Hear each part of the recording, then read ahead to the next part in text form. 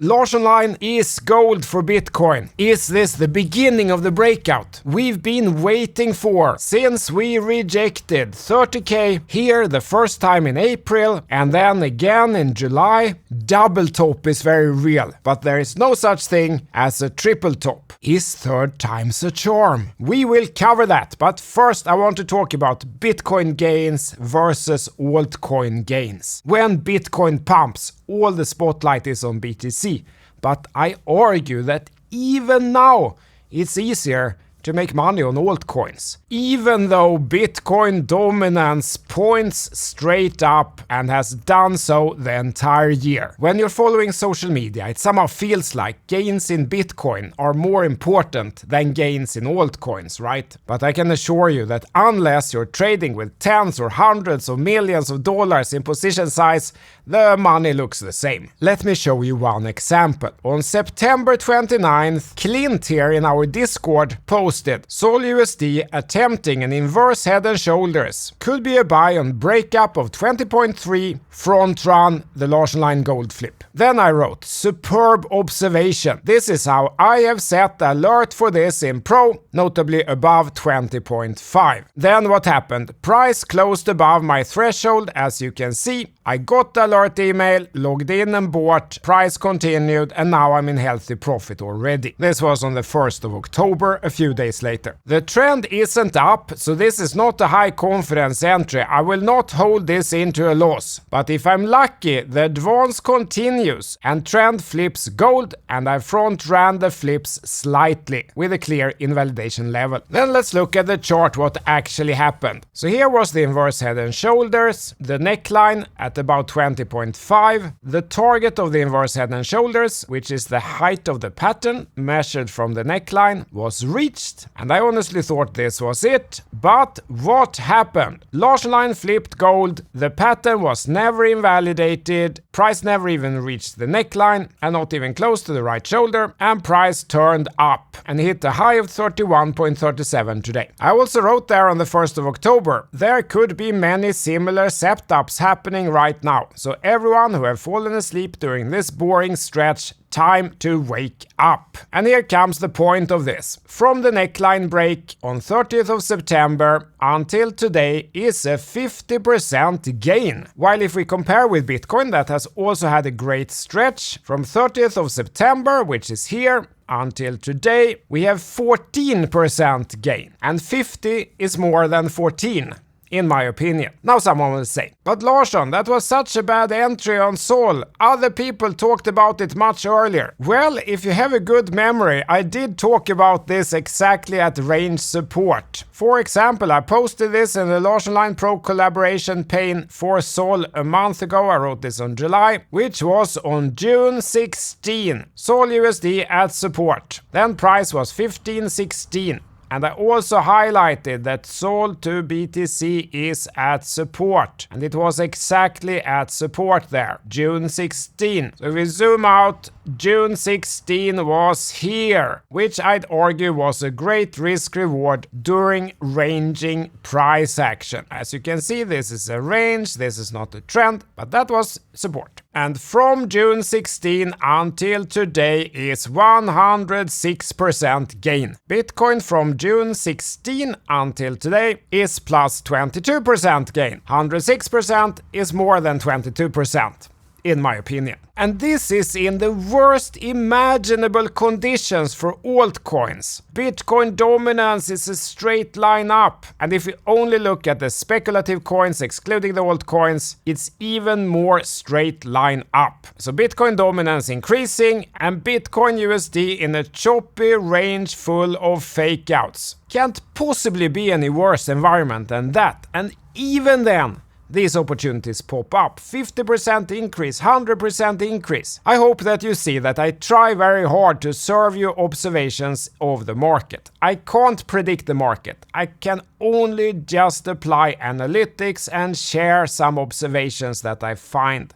Sometimes it turns out more useful than maybe I even expect myself. When I'm right, I'm often the person most surprised. People always ask why I'm even doing this. Why don't I just trade myself? Here you see one reason for yourself. Having a community of like-minded people sharing a common process, toolset and vocabulary is so powerful. I didn't see that inverse head and shoulders at the time. Clint here did. So back to Bitcoin now. What do I think from here? I don't know, and I don't need to know. As you know, if you've followed our Friday tier reports, I have significant Bitcoin price exposure. If it continues up from here, great, happy life, make money. If it dumps, even better. Then I can buy more at lower prices. Me guessing the future isn't input to my process. I just need to react to what happens. Instead, I believe in using scenarios. And I see two main scenarios here. And I intend to play both of them. Scenario 1 is that the world started to FOMO into BTC in anticipation of the ETF. Then we break out, maybe retest this, and then move up. Scenario 1 being the real breakout. Great, then perhaps I can get in with one more position at the retest with great risk reward. For Bitcoin, this inverse head and shoulders that I've covered since March, this pattern is still in play. On a linear chart, this pattern gives a target of about 34,500. On linear chart, you measure the target in absolute numbers. If you use target on the log chart instead, which I have increasingly started doing with great success, the target is actually around 40k. And then, just as I showed you with the Sol case, just because the target is reached, that doesn't mean the ride is necessarily over. Overall, I try to not follow a target-based approach, but a trend-based model with Larsson Line. Now, more importantly, in this scenario 1, this being the real breakout, it will rain altcoin opportunities on our heads until we can't take it anymore. I sit with the best tools in the market, in my opinion. Larsson Line Pro ready and loaded, and a fantastic community. Can't get any better. In the other scenario, scenario 2, there is one more manipulation fake out in the works. First, before we're really off to the races. Remember that this whole pump started on fake news. The ETF approved news on Cointelegraph was here on October 16. That's when the pump started. Quite a coincidence, isn't it? And once again, technical analysis uncovered what the big players were doing. Someone was accumulating here because we got this inverse head and shoulders pattern. A telltale sign. They can fool us on social media, but it's much harder to hide in the chart. And this one never invalidated. It fell below the neckline, but that is not the invalidation point for an inverse head and shoulder.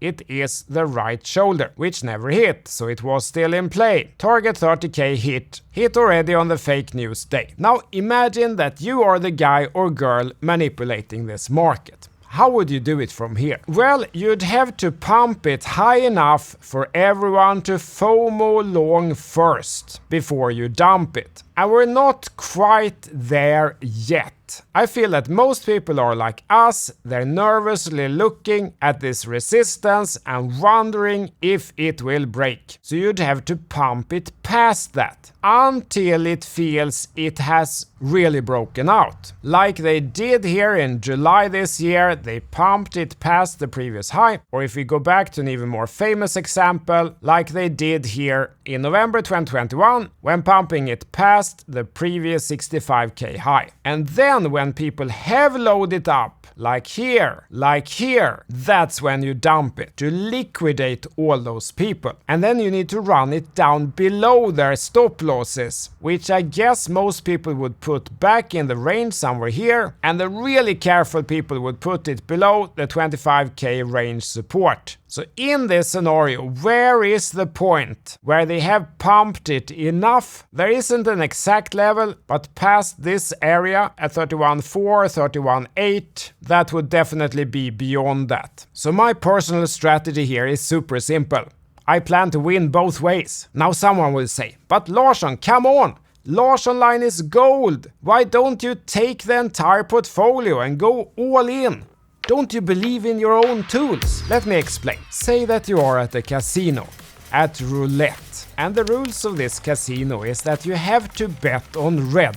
and you can only play one time. If you win, you double the money. If you lose everything. And you have to leave after playing your one game. You can choose to exit the front door, where there's champagne, a limo waiting, scantily clad girls or boys depending on your preference, fireworks, paparazzi, cameras clicking, or you can exit in the back, through the kitchen. If you stand outside the main gate of that casino, almost everyone who come out will swear that betting on red works. They will tell you, just go in, bet on red and you'll double the money. You can feel their happiness and excitement, and you know that they're telling the truth. You can see it in their eyes. Each person coming out drives off in a limousine with 2 hot associates and a bottle of Bollinger. 500 people come out and drive off, and you only see those 500. It's tempting to go in and bet everything on red, isn't it? But there were 1,000 people in the casino. 500 went out the other way, through the kitchen. You usually don't hear about those on Twitter or X. They don't post their trades that lost. Now, let's change the rules of the casino a little. Now, if you win, you have to bet everything again. So each time you win, you have to take the money and bet it on red again. And you have to play a minimum of 10 times. Then you can go out, whichever way you want. Now, what will happen this time? We're curious, so we stand outside the main gate to see what happens this time. Well, at first, no one is coming out the front door the whole day. The courtesans and gigolos are bored. They're sitting on the steps eating sandwich. The limousines are queued until the end of the block, and the drivers have started arguing about who came there first. No one is coming out from the door. Then, at 3 p.m. it happens.